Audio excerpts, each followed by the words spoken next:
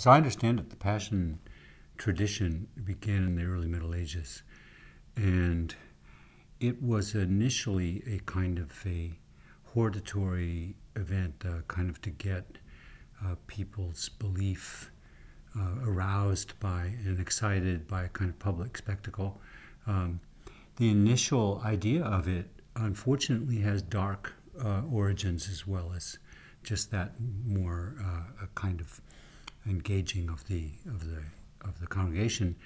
There was in the early history of the Passion a mode of telling the story, which really stems from the Book of John and from the Apocrypha. The idea that Jesus had been unjustly killed by a bunch of enemies who were really reconstructed at that time to be the Jews, unquote. So the early history of the Passion is unfortunately clothed in a rather dark subtext. And the early tradition was to stay with the gospel text. That is, there was something almost hieratical or ritualistic about staying with the words of the Bible.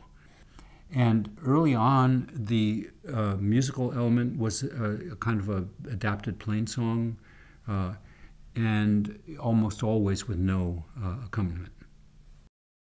But as the Passion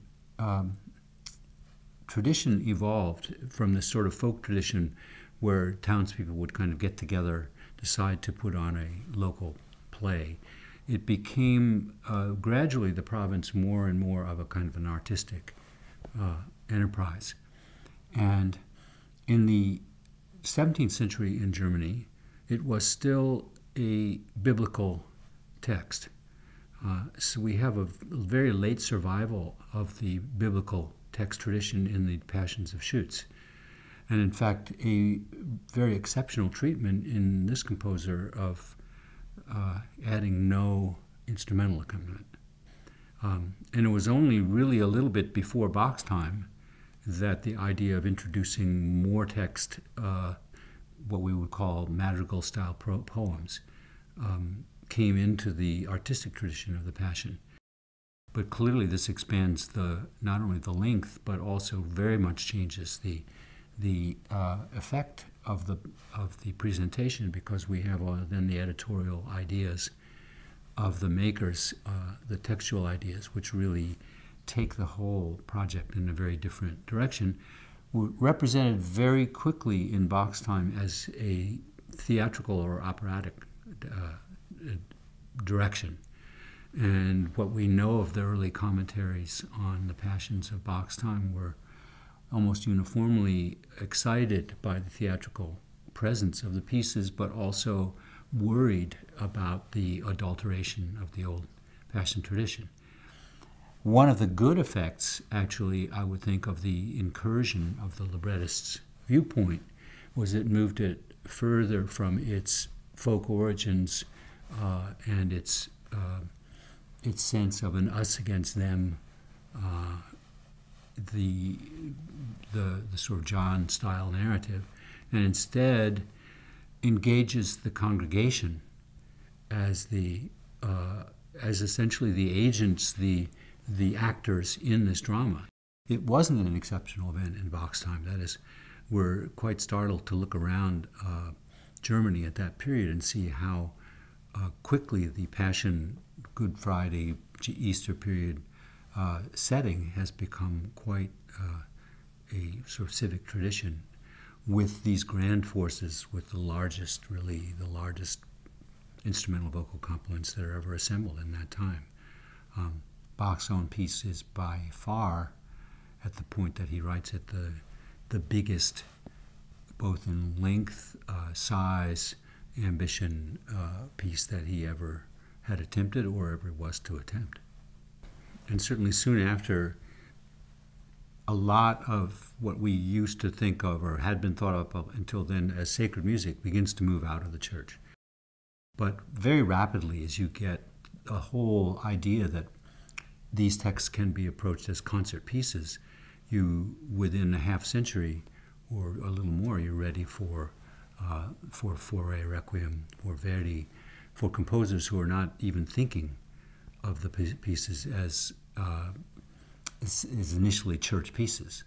So a tradition that began with really amateurs improvising even the shape of the production, doing the casting themselves, deciding a certain townsperson was going to play the role of pilot and so forth. All of that, which could be done in a very small setting, in a very small population center, becomes something which stands for the biggest, most elaborate kind of professional musical or artistic presentation. Of course, then you get to the 20th century and the rather odd paradox that some of the greatest compositions of the 20th century are by very devoutly religious composers whose music, Schoenberg's the late music really, in a sense, belongs in the synagogues.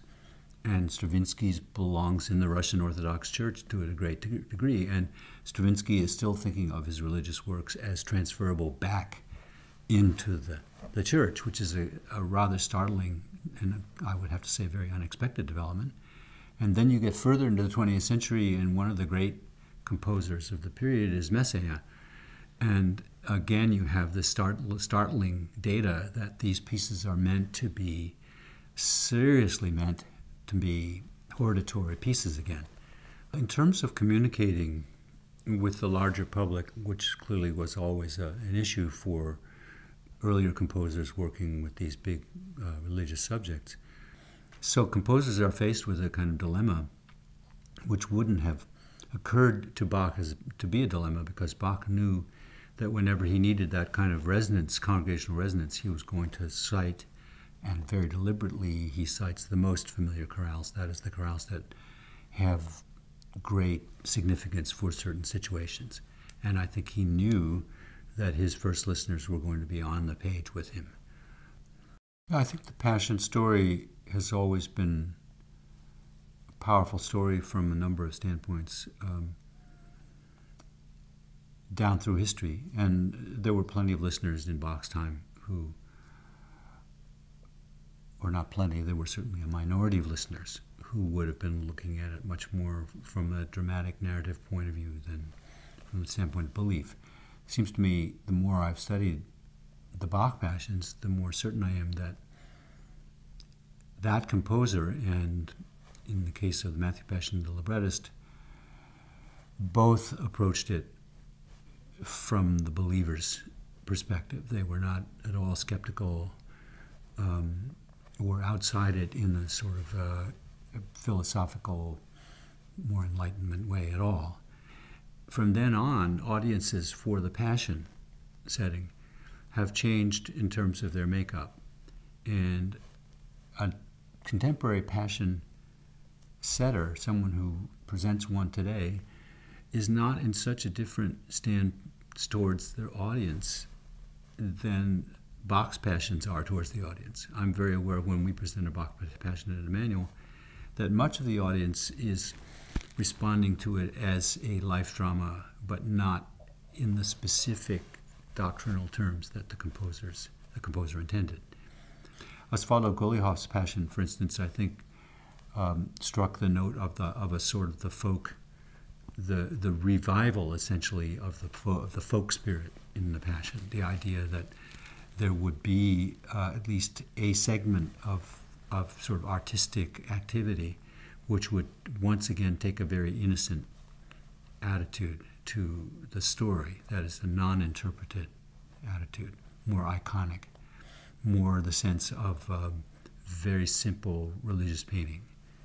And I think that's also another way to, in a way, take a sort of detour around what one would take to be a very different audience approach to this material than we would have had 4 centuries ago.